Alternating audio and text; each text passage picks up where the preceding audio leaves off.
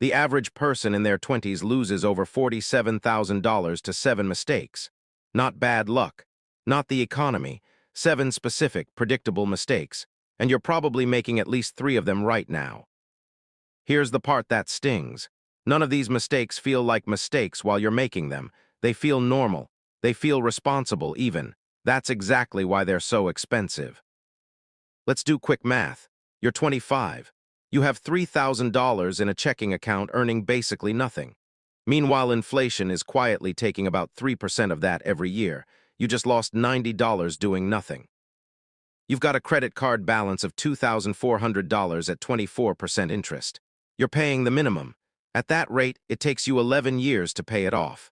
11 years, and you'll pay more than double what you borrowed.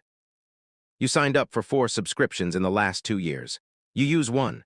That's $35 a month every month for nothing. Over a decade, that's more than $4,000. None of this is dramatic.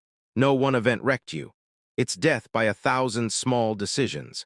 And the scary part is, most people don't find out until they're 35 and wondering where the last decade of income went. I've spent the last 3 years breaking down real spending data from people in their 20s, comparing it against what actually builds wealth long-term. Not theory, not just budget better. Actual numbers. Here are the 7 mistakes in order of how much they cost you. Mistake number 1. Keeping your emergency fund and your someday money in the same checking account earning 0.01%. Here's the real cost. $10,000 sitting in a regular checking account for 5 years earns you about $5 in interest. $5. Move that same $10,000 into a high-yield savings account paying 4.5%, and in 5 years you've earned over $2,300. Same money, same risk. One decision. The takeaway, open a high-yield savings account today.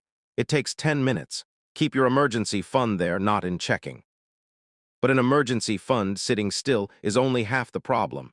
The other half is what happens when debt enters the picture. Mistake number 2, paying only the minimum on credit card debt. Say you owe $5,000 at 22% interest.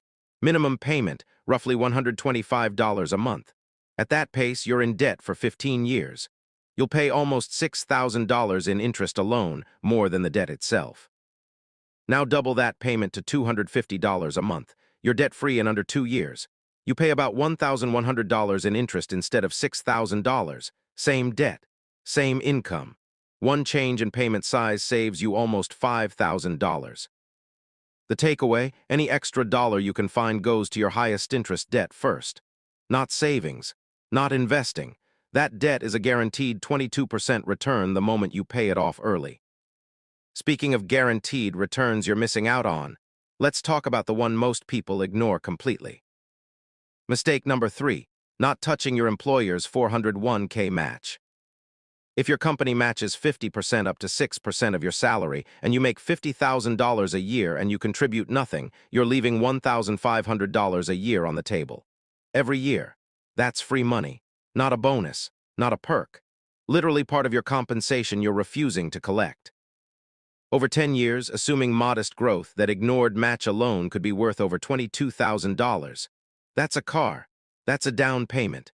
That's gone because of one box you never checked in HR paperwork. The takeaway, contribute at least enough to get the full match. Today, before you finish this video if you can. Now let's talk about the mistake that doesn't look like a mistake at all. It looks like success. Mistake number 4, lifestyle creep. You get a raise, $5,000 more a year. Great. But your rent goes up because you move somewhere nicer.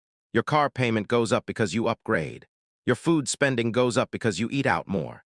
6 months later, you're making more money and saving the exact same amount you were before the raise, or less. The fix isn't to never improve your life. It's this: every time your income goes up, put at least half of the increase straight into savings or investments before you touch it. You still get to enjoy the raise, you just don't let it evaporate. That habit alone, over 10 years of raises, is the difference between a $10,000 net worth and a $100,000 net worth. Mistake number 5, and this one's sneaky: waiting to invest until you feel ready. Someone who invests $200 a month starting at age 22 and stops entirely at 32. Just 10 years. ends up with more money at 65 than someone who starts at 32 and invests $200 a month every single month until they retire. That's not a typo. 10 years of a head start beats 30 years of catch-up. Compound growth doesn't care about your excuses. It only cares about time. The takeaway, you don't need $1,000 to start investing. You need $50 and an account. Time is doing the heavy lifting, not the amount. Let's be honest, none of these 7 mistakes are exciting.